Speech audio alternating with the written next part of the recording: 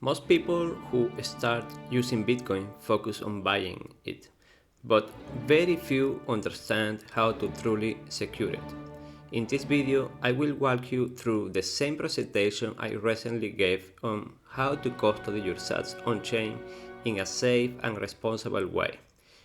We'll cover the essentials, from understanding the difference between custodial and non-custodial wallets, to how on-chain compares to Lightning, to what can go wrong and how to prepare for the worst. Whether you are just starting out or you are ready to level up your security with more advanced wallets, this is the kind of knowledge that can literally protect your future wealth. Let's dive in. One of the advantages or features of Bitcoin is that it allows us to be our own bank. Using this feature or taking on this responsibility of being your own bank is optional. If you don't want that responsibility, you will have to trust third parties. In other words, your Bitcoin will be in someone else's custody, and those third parties could end up like FTX, Celsius, BlockFi, and so on. So, self-custody is a real power and self-custody is optional. If you are holding your own keys, you don't need to ask for permission. You can send funds whenever you want, and you can send funds to whoever you want. If you are new to the Bitcoin space, maybe you don't know about Mt. Gox, FTX, and Celsius. Well, these companies, they were big exchanges in the past. Now they just disappear, and they disappear with the funds from their clients. That's why we don't trust any service provider to hold our Bitcoins. The only way to own your Bitcoin is having your own keys. This slide is very short, but it's like the most important one. So just read it and memorize it. Know your keys, know your coin. But exactly what do we need to protect? Well, Bitcoin is based on maths, on mathematics. I am not a math expert, I am not even good with math, so don't ask me for the technical part, but we need to protect what is called the mnemonic phrase. And the mnemonic phrase is a representation of a huge number. For humans, words are easy to work with than numbers. So we need to protect the mnemonic phrase because from it we derive the seed. From the seed we get the master private key, and from that we can generate all the private and public keys for each addresses. So mnemonic phrase are the 12 or 24 or 18 English words. These words come from a list. This list is called BIP39, and this list is a list of English words. There are 2048 English words, and your wallet, it chooses randomly the word for you. And the seed is what you get after applying an algorithm to the phrase. Remember, the mnemonic phrase is a huge number. So we have mnemonic phrase, 12, 18 or 24 English words, then we get the seed, then we get the master private key, and from that we get private key and public key for each address. Also, the seed can be represented in a QR code called seed QR. If you lose your mnemonic phrase and you don't have a backup, your Bitcoin will be locked forever. Maybe if you have a public address, maybe you will be able to see your Bitcoin on the blockchain, but you don't have the right or the private key in order to move your Bitcoins. Here we have different ways to see the important info that give access to the funds. So we have mnemonic phrase, 12, 18 or 24 English words, we have a seed QR, and we have also a private key.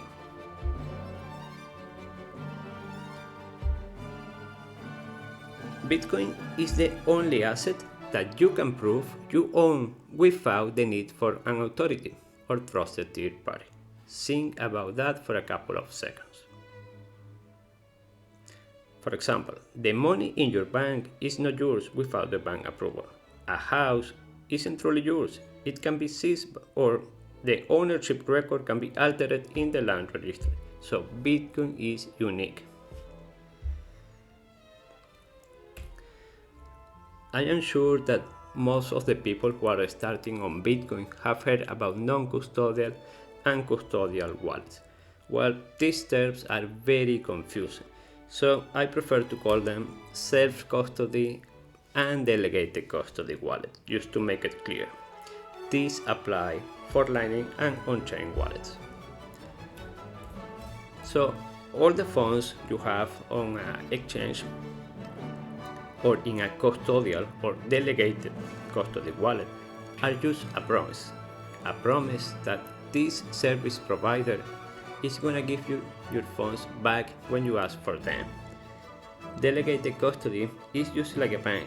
A third party provides a service by taking care of your money, and you hope they give you back your funds when you ask for them. Actually, you don't get a wallet when you are using, for example, Wallet of Satoshi.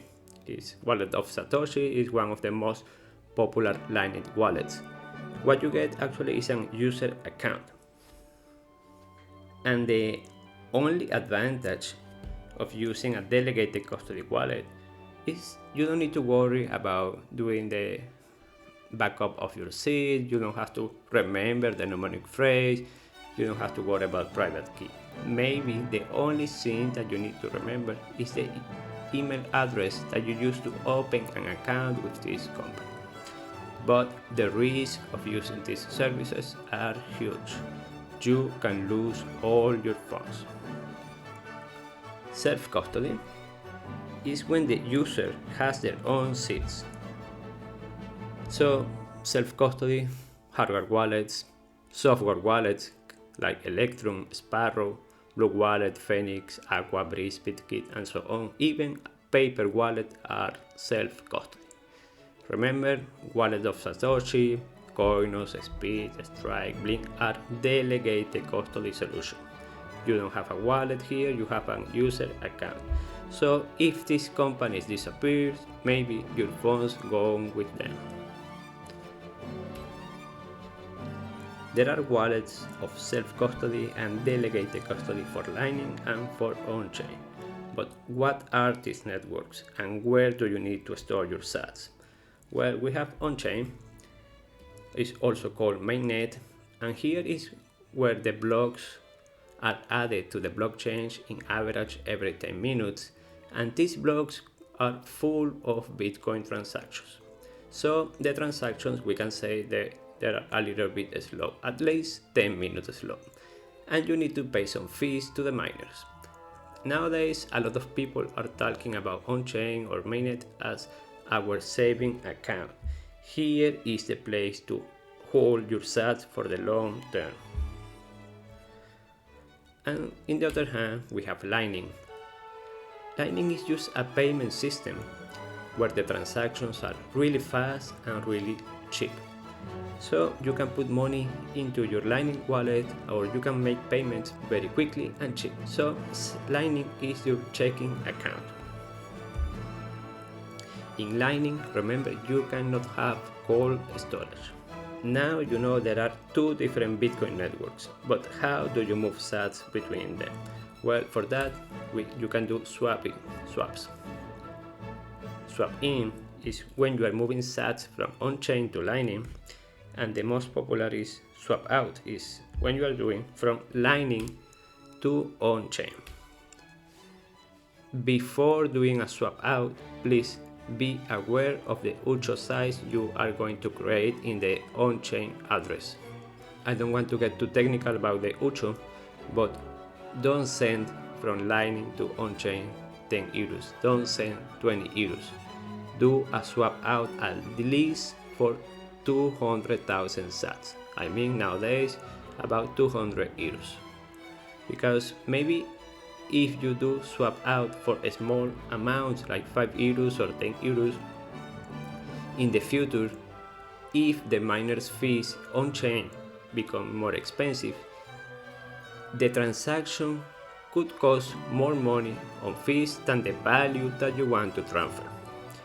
So if your checking account, if your Lightning wallet is getting too big, the balance is getting too high, you may consider moving some funds to your saving account. How can you do that? Well, nowadays, most of the Lightning wallet, they give you the option to send from Lightning to an on-chain address. In that case, you will pay two different fees. You will pay one fee to the service provider and another fee to the miners, okay? But there are more options to do swap out. For me, one of the most interesting way to do a swap out is going to a peer-to-peer market. For example, you can go to the bot LNP2P on Telegram, or you can go to RoboSats, and then you can create an offer to sell, for example, 200,000 sats on Lightning, and the payment method will be Bitcoin on-chain. So you send from your Lightning wallet, you send 200,000 sats out, and you will receive on your on-chain address Bitcoin on-chain, of course. Also, you can use Coinos. Coinos is a delegated custody solution where you create an account, and once you have the account open, you can receive sats via Lightning and send it to an on-chain address, or you can do the opposite as well.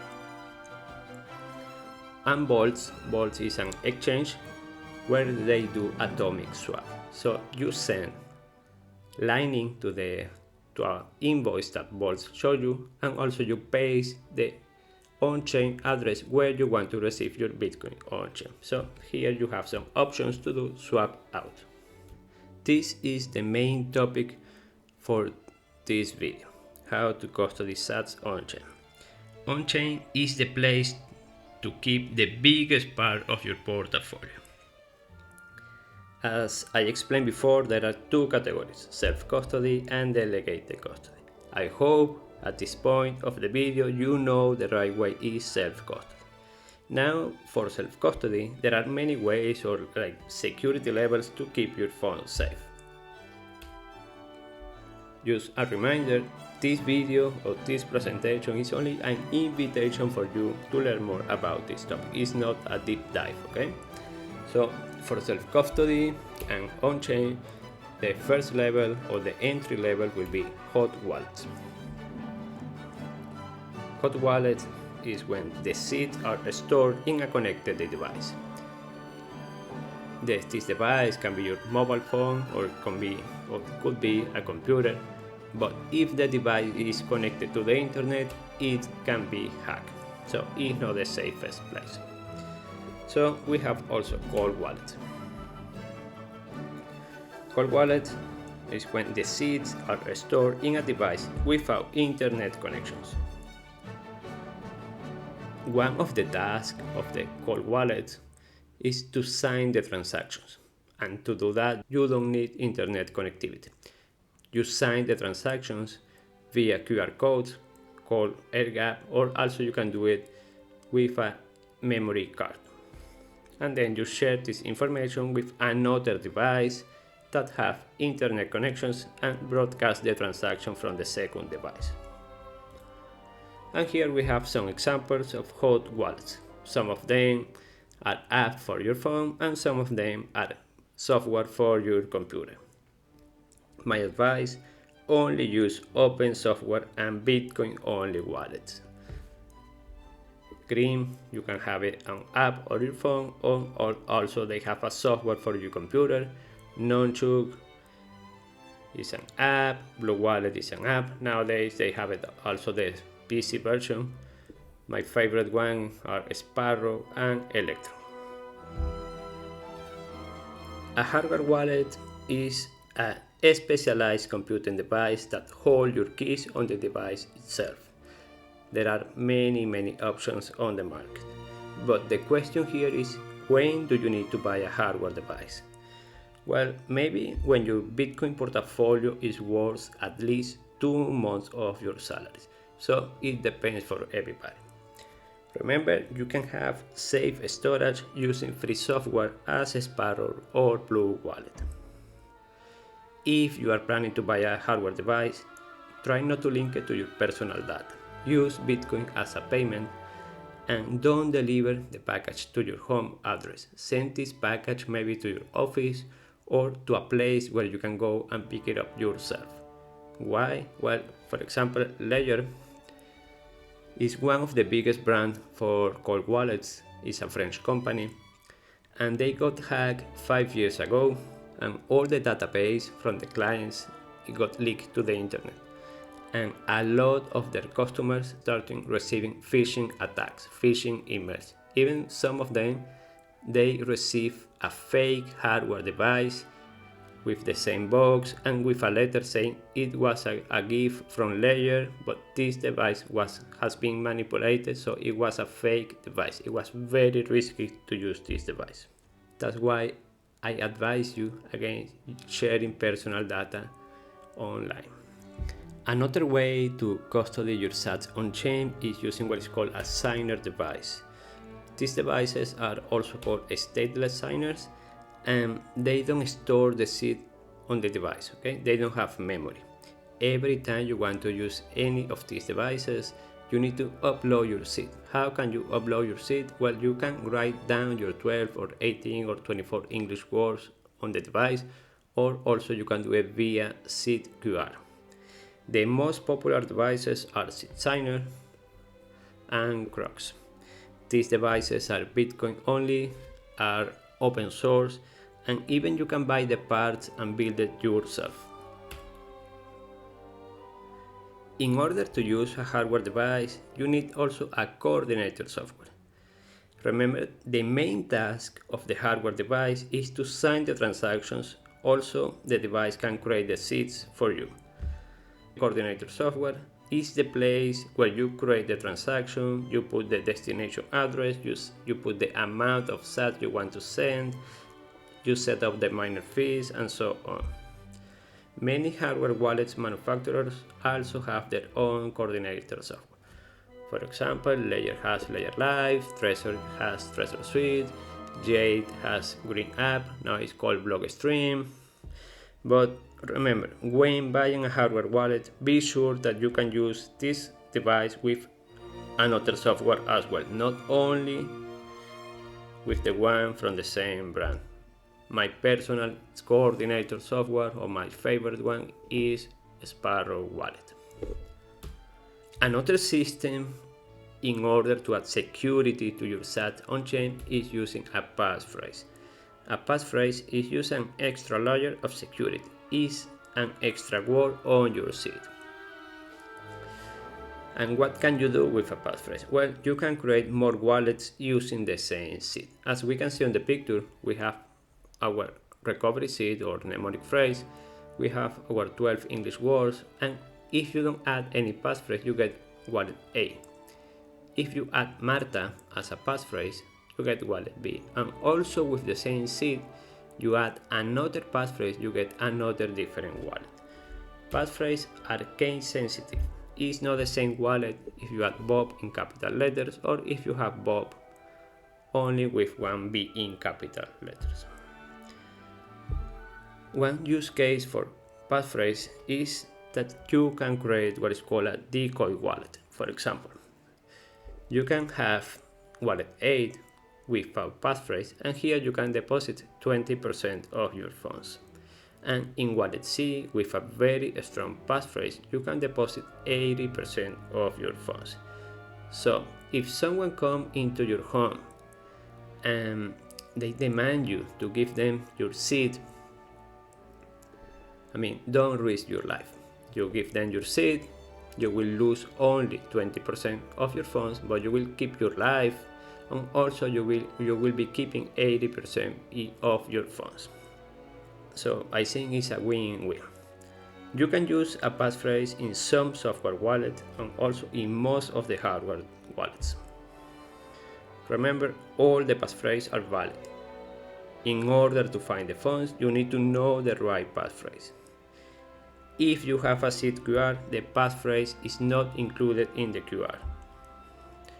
Very, very important, never store the passphrase in the same place where you store your seed. Never store it in the same location, not in the same paper neither. Another system to custody your sats on chain in a safe way is using what is called a watch-only wallet.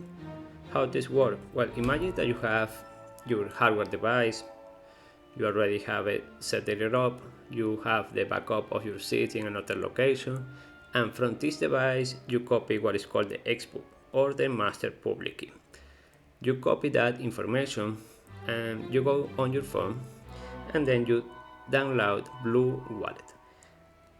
On Blue Wallet, you create a new wallet using the XPub from your hardware device. So now, on your phone, you can check the balance of your hardware device. Also, you can access all your receiving addresses from your hardware device. But from your phone, you cannot send funds. Why? Well, because Blue Wallet, in this case, it doesn't have your private key. You only have on Blue Wallet your public key. One use case for watch-only wallets could be, for example, in a restaurant or in a company where the staff or the employees can receive money from the clients, but they don't have the authority to send money out. Also, imagine that you are in a Bitcoin meetup and you want to buy some Bitcoin on-chain. So you contact the seller, you approach him or her, and you agree on the amount, you agree on the price, and then you take out your mobile phone, you open Blue Wallet, and then you go to your watch-only wallet, you press receive, and now you show him your Bitcoin on-chain address, so he will be sending you your sats to your hardware wallet device. So this is a safe way to receive Bitcoin on your hardware device without having your device on you all the time. Another way to add security to your sats on-chain is using a multi-signature. What is a multi-signature? Well, it's a type of Bitcoin address that requires 2 or more private keys in order to approve a transaction. We could say a multi-signature is used like a joint bank account where 2 signers need to approve the transaction.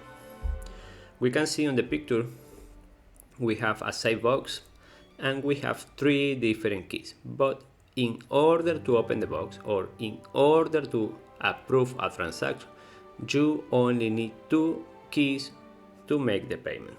There are many ways or many types of multi-signature. You can have one person using different wallets. You can have a group of friends or business partners with different wallets. Even you can have people and a company with different seats, of course, and the setup could be 1 of 2, 2 of 2.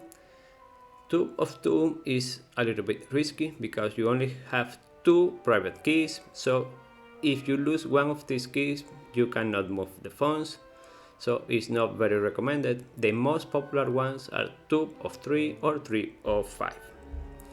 Imagine that you have your multi-signature set up 2 of 3, so you can have one key on your home with you, another key in your parents' house, and another key in your office.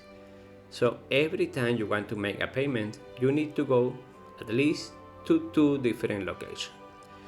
The advantage is that if somebody finds your key in your office or in your parents' house, they cannot move the funds. Or if this key is destroyed, don't worry, you still have 2 keys to move your funds. Also, multi-signatures are very useful for dispute resolution.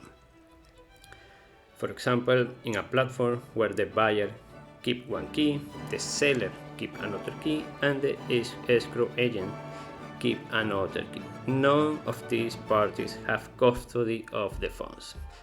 2 of them need to agree in order to make a movement, in order to make a payment. Another way to add security to your Bitcoin on-chain is using software. So for software, in this case, I mean advanced wallets. Here we have, for example, Rewind Bitcoin. Rewind Bitcoin is an app for your phone where you're gonna have 2 different wallets on this app. You will have your hot wallet. Here we can see some balance, and also you're gonna have a vault. Okay. When you freeze money, it remains locked until you choose to unfreeze it. unfreezing doesn't provide immediate access. Instead, it initiates a countdown or cooldown period, giving you time to act if necessary. So, imagine that you have your funds and you want to block or freeze Bitcoin on your board. They're gonna ask you the time block or the cooldown period. This cooldown period is measured on blocks, so one block is 10 minutes, two blocks 20, but you can choose to set it up 1 day, 2 days, or 1 month, whatever.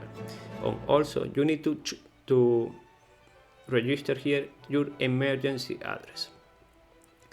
This emergency address is an address from a wallet that you have in a safe place, so we could call it wallet B. So you block your funds on the vault or you freeze your funds on the vault, and once you press unfreeze or once you press withdraw, you will have to wait 1 month, for example, or 36 days in this case, to be able to send this money to any address. But during this cooldown period, you can send these funds to your emergency address. Okay, so if someone comes into your home and they find the seed from Rewind Bitcoin, they cannot move the funds. I mean, they can move the funds, but only to the emergency address. So you have 1 month or 36 days in this case to go to another location where you have a backup of these seeds and move your funds from the vault to your emergency address. Remember, after the cooldown period is over, you can move your sats to any address. This Rewind Bitcoin is an app for your phone and is available in the Apple Store and Google Store. Also here we have Liana. Liana Wallet is a software for your computer, it's open source, and Liana has a different approach. Liana works with a primary key. This primary key can be single seed or multi-signature, and then the recovery keys. As we can see here on the picture, the primary keys, they always have access to the funds. And if the primary keys become inactive after one period of time that you set up, the recovery keys, they will become active. So imagine parents with one kid, and if these parents are traveling together and they have a car accident and they die, their son can wait, for example, 1 month, and then he can access the funds using the key, but he cannot access the fund before the 1 month period. So always the funds are going to be available for the recovery keys. Liana Wallet and Rewind Bitcoin are available to try on testnet. Please, don't play with these advanced wallets with real sats. Learn how they work, understand how they work using testnet. If you don't know what is testnet, well, testnet is used like the Bitcoin mainnet, but using sats that they don't have economic value. Okay, so learn and use testnet for trying out these wallets. Being our own bank means being very responsible and organized. We need to keep secure backup of our seeds and be prepared for the worst. Practically every hardware wallet you buy, it comes with a piece of cardboard to write down your recovery words. But is a piece of cardboard really enough? I'm gonna show you here some questions, and I want you to answer them in your mind. Okay? I don't need to know the answer, but please read the question and answer it. Okay? What happens if you lose or damage the phone where you have your Lightning wallet? Can you access these phones from another device, or you have a backup system for that? What happens if a stranger finds your 12 or 24 words, your mnemonic phrase? Are your phones lost forever, or do you have a decoy wallet for this case? What happens to your phones if your house where you keep your hardware device and the paper with your seed phrase burns down. Do you have a backup of your seeds in another location or only in one location? What happens if someone breaks into your home and forces you to access your hardware wallet to send funds? Are all your funds in the same wallet? Do you have a decoy wallet for this case?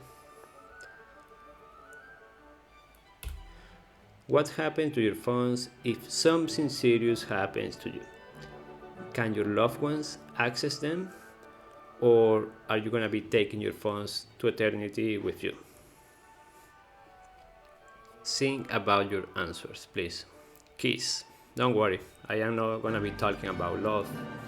I'm going to be talking about Bitcoin. But you need to remember just to keep it simple. Okay? Don't try to be a hacker and create a very complex security system. For example, this guy, he's a German guy, and he has a big problem. He has more than 7,000 Bitcoin on an encrypted USB drive, but he doesn't remember the password. He saved his seed in an iron key. This is like a pen drive but encrypted, and now he's not able to open this pen drive. He has 2 attempts left out of 8. If he fails to unlock it, the device will be completely wiped. So just keep it simple. Don't try to become a hacker, don't create a very complex custody setup. In most of the cases, 12 English words and a strong passphrase are more than enough to keep your funds safe. I hope this video helped you to understand the importance of securing your Bitcoin on-chain and gave you a clear path to do it safely. If you are feeling overwhelmed or want personalized help setting up your wallet, I offer one-on-one consulting session. Check the link in the description to book your session. Also, if you are looking for a secure open source hardware wallet to take your custody to the next level, I recommend the JADE wallet by Blockstream. You will also find my referral link down below. By using it, you will get 10% off discount, and also you're gonna be supporting my work. Thanks for watching, and remember, not your keys, not your coins. See you on the next video.